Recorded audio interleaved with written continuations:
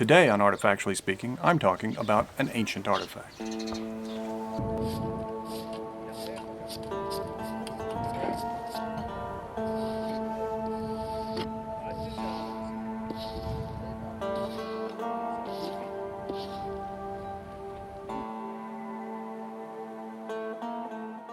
I'm Brad Hafford, archaeologist from the University of Pennsylvania, and I'm on location at the archaeological site of Lagash in southern Iraq.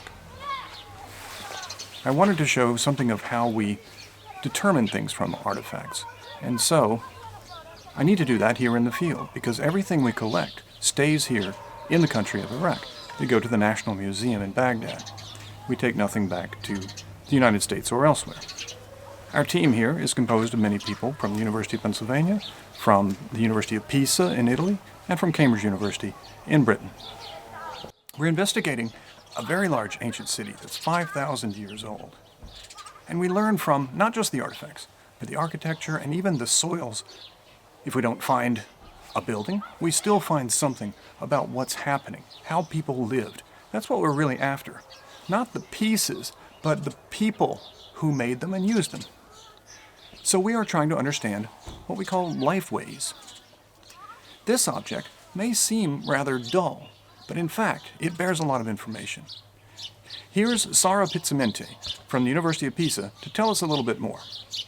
This is made in clay. They say that it's actually a piece of pottery sherds that has been a little bit modeled to become a tool. Mm-hmm. So something they made even in the back, so you can see maybe with a light that they do something to do the back the more fat possible. And even they smoothed this part, the one used probably for scratching or smoothing some surfaces. It's completely polished and very smooth over here. So this artifact has many things that are very interesting about it. First of all, it's an example of recycling. Broken pottery is extremely common on all archaeological sites in Iraq. And the people back then used them sometimes. So in this case, they've actually made a tool out of a broken piece of pottery. Another thing that's very interesting about it is just how well worn it is. This has been used a great deal. It's perfect for smoothing out the pottery that this person was making. Oh, yeah, it could be for pottery. So maybe they have to smooth the outer surface of the inner surface, they could just use it to make those surface smooth and use this part, of course. And it's so important to that person that they drilled a hole in it so that they could tie it to their wrist or perhaps wear it around the neck, and so that it was always available for use. When you have to have a tool that is so small, you don't have to lose it, right? So you could just have a small hole, probably a string, and then you can have it on your neck or, I don't know, hanging it around your waste. These are the kinds of things that we want to understand.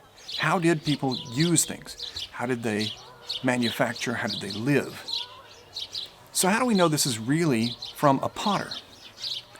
Well, not only is the beveled edge really good for smoothing something, and probably while the pot is spinning on a wheel, it could be used to help shape. You could do this with your hands, but sometimes a tool really helps. It might also be used to impress perhaps designs at times. So, it looks like it would work, but there's still more to know. In fact, this was found very near a potter's kiln. There are 3 of them in the unit that I'm excavating right now. And this was found only about a meter away. So perhaps the potter had lost their favorite tool while they were firing pottery, and probably regretted it because this was important to them. They wore it, and perhaps the string broke. But they wore it as, yes, it's a tool, but it's also a kind of jewelry and maybe even a marker of their profession. They were certainly a proud potter, someone who made a lot of materials, and very well, I'm sure, the pottery of this period. And what period, I hear you asking? We call it the early dynastic 3. That's somewhere around 2500 BCE.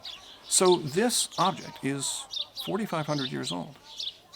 And the person who used it was just like you and me. They were a skilled craftsperson who really took pride in their work and really wanted to keep their favorite tools around. I'm really glad that you've joined me, and I hope you enjoyed learning about this object. Until next time, I'm Brad Hafford. Join me again on Artifactually Speaking.